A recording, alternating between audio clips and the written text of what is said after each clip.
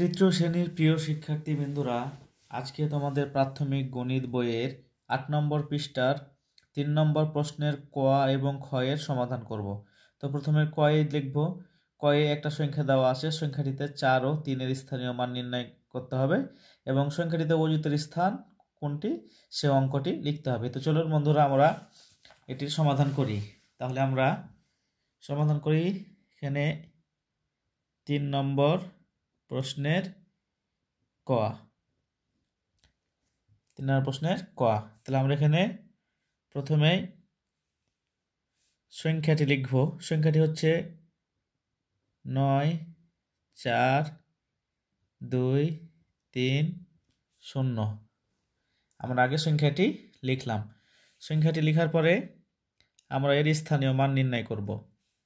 তাহলে ০ একক, এখানে আমরা প্রথমে স্থানীয় মান লিখে দিব। স্থানীয় মান আমরা লিখে নিব। হ্যাঁ, তাহলে ০ একক, তাহলে এখানে একটা আমরা ০ বসাবো।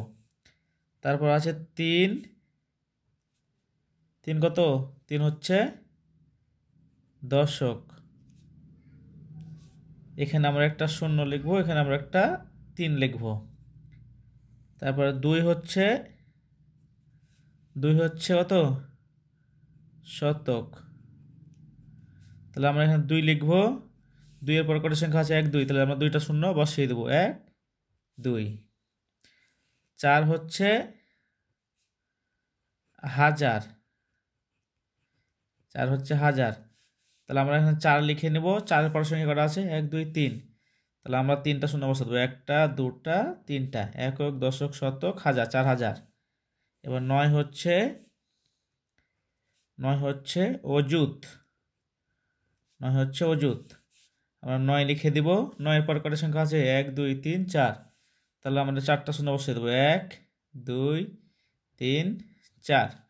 আমরা জানি যে সংখ্যা লেখার সময় অযুতের ঘরের সংখ্যা এবং হাজারের ঘরের সংখ্যা কী করতে হবে? এক জায়গায় লিখতে হবে। তাহলে যেহেতু আমরা হাজারের সংখ্যা এবং অযুতের সংখ্যা এক জায়গায় লিখব, তো আমরা প্রথমে অযুতের সংখ্যা লিখব। তাহলে এখানে আছে ৯০,০০০ আর এখানে আছে ৪,০০০, তাহলে কত হবে? ৯৪,০০০। ৯৪,০০০। এখানে এখন আমরা ৪ ও ৩ এর স্থানীয় মান কত সেটি নির্ণয় করব। তাহলে এখানে আমরা লিখব ৪ এর স্থানীয় মান কত? ৪ এর স্থানীয় মান কত? ৪ এর স্থানীয় মান হচ্ছে ৪,০০০। ৪ এর স্থানীয় মান হচ্ছে ৪,০০০। এবার আমরা ৩ এর স্থানীয় মান, ৩ এর স্থানীয় মান সমান, ৩ এর স্থানীয় মান কত? ৩ এর স্থানীয় মান হচ্ছে ৩০। ৩ এর স্থানীয় মান হচ্ছে ৩০।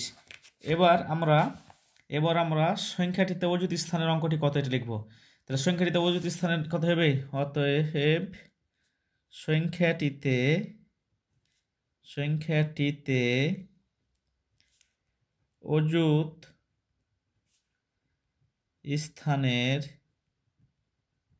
অযুত স্থানের অঙ্কটি হলো একক, দশক, শতক, হাজার, অযুত। তাহলে ৯ হচ্ছে অযুত স্থানের অঙ্কটি। এবার আমরা ৩-এর খ নাম্বার প্রশ্নটি দেখব। ক্ষয়ে কি দেওয়া আছে? ক্ষয়ে দেওয়া আছে একক, দশক, শতক, হাজার, অযুত সংখ্যাটিতে হাজার স্থানের অঙ্কটি কত? তাহলে আমরা লিখব, আগে সংখ্যাটি লিখে দেব। সংখ্যাটিতে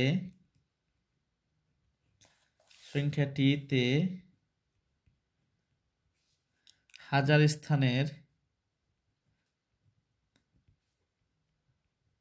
স্থানের অঙ্কটি হলো কত? একক, দশক, শতক, হাজার, তার কত হবে? 6। হাজার ঘরের স্থানের সংখ্যাটি হচ্ছে 6। আশা করি তোমরা উত্তরটি বুঝতে পেরেছো। ধন্যবাদ প্রিয় শিক্ষার্থীবৃন্দরা।